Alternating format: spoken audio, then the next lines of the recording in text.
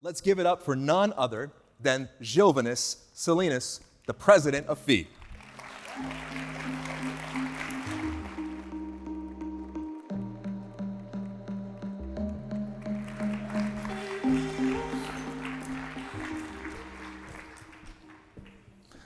Wow, that was quite an introduction. I've never been called gracious before. So the morning started with Ian Murray, an excellent colleague, saying, well, the world is pretty much going to hell. Well, my presentation or my speech is actually called, Is the World Going to Hell and What to Do About It? So to begin with, the world is wealthier, better for everyone. Never in the history of humankind were the poor so rich, so well-fed, and so looked after.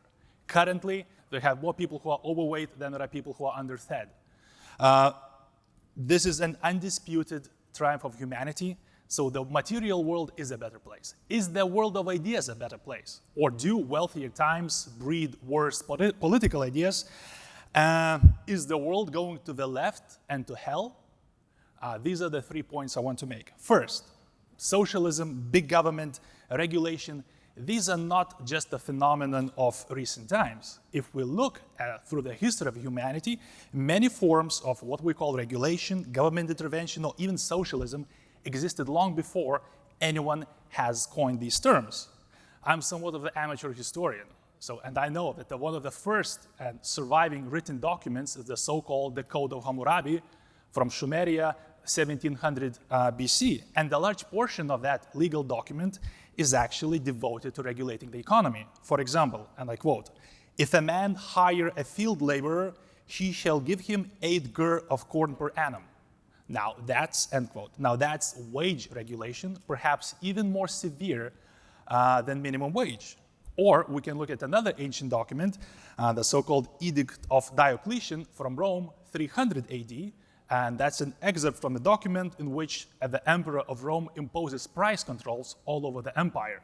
And I quote, and to the avarice of those who are always eager to turn to their own profit even the blessings of the gods, and to the retail dealers who individually seek private gain and are bent upon ruinous profit, to their avarice, the regard for common humanity compels us to set a limit, end quote.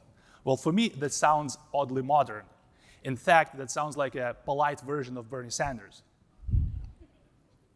Is the world going to socialism? Well, perhaps socialists are the best ones to answer this question.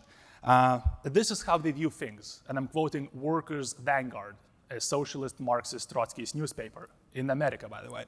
So, we talked about European Union. What do socialists think of European Union? And I quote, this is a club of bankers and bosses that under the EU banner of freedom of capital represent a drive to squeeze out the profits from the workers, end quote. Well, maybe, how do they view the US Democratic Party? And I quote, the Democratic Party and its leftist chambermates tamp down militancy and entrap protest in an electoral framework that offers workers and the oppressed nothing but the right to be exploited and kicked around by the capitalists under the Democratic Party rule. Well, what about Bernie Sanders?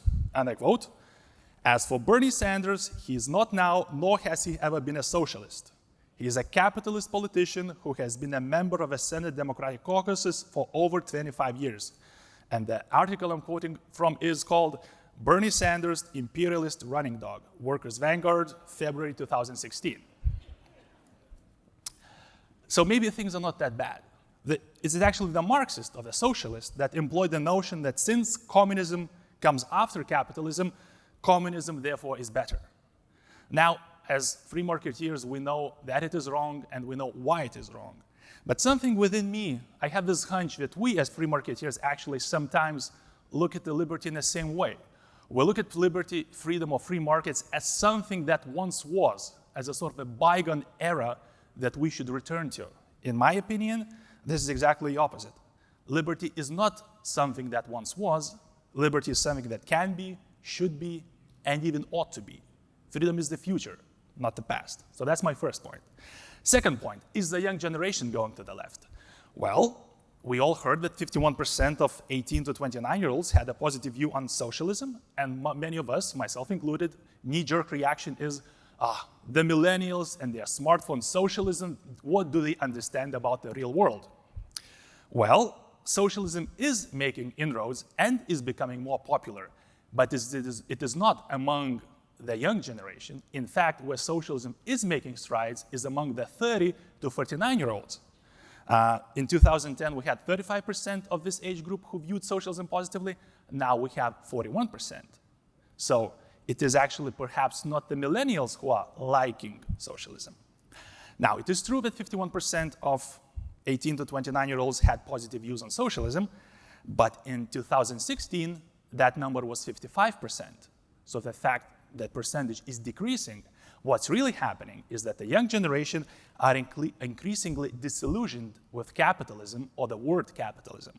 If in 2010 we had 68% of young people, of young generation who had positive views, right now it's only 45%.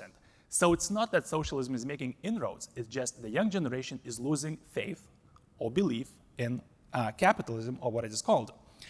In fact, our independent studies and research confirm that. FEE, Foundation for Economic Education, has been very grateful and successful and lucky in getting a large contribution from Templeton Foundation to study this. We spent 2 years and close to $2 million on researching what young people actually think about socialism. And a quote from the study: "Millennials are worried about freedom, justice, too much, too big government, the environment, global warming, cost of education, broken government, having a career, being independent. Over 50% of 23 to 34-year-olds aspire to have their own businesses," end quote. My question is, how do we tap into that sentiment? If young people care about the world, and if we are to win the battle of ideas, we have to show how capitalism solves the world problems better than socialism does. We have to do a better job explaining and highlighting the good things that capitalism has done. And that's another quote from a study. And begin quote: "There is no easily definable segment that understands and agrees with a high percentage of libertarian ideas.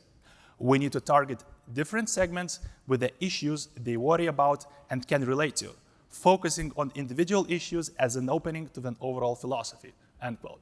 This, I think, is precisely the approach that FEE is taking and that many groups are taking. We need to find out, we need to address the things that people worry about and provide our answers. Third, and this actually, the 2 points have been leading into this, what is the mission of FEE in this brave new world? The battle of ideas is raging and it's still very much going on. Sadly and logically, socialism was not born in Soviet Union and did not collapse when Soviet Union did. It did not die in the garbage heap of history, but mutated and survived. Or to quote Kevin Spacey from The Usual Suspects, begin quote: "The biggest trick the devil ever pulled was to convince the world he did not exist," end quote. I think that is the same can be said about socialism in the 90s. It will never go away. As long as there are unhappy people, there will always be politicians who will offer explanations that the cause of your unhappiness is other people's success. We need to offer better explanations. If we want to win, we need better, smarter, more convincing explanations. And if people are not convinced, we have to go back to the drawing board and actually do a better job.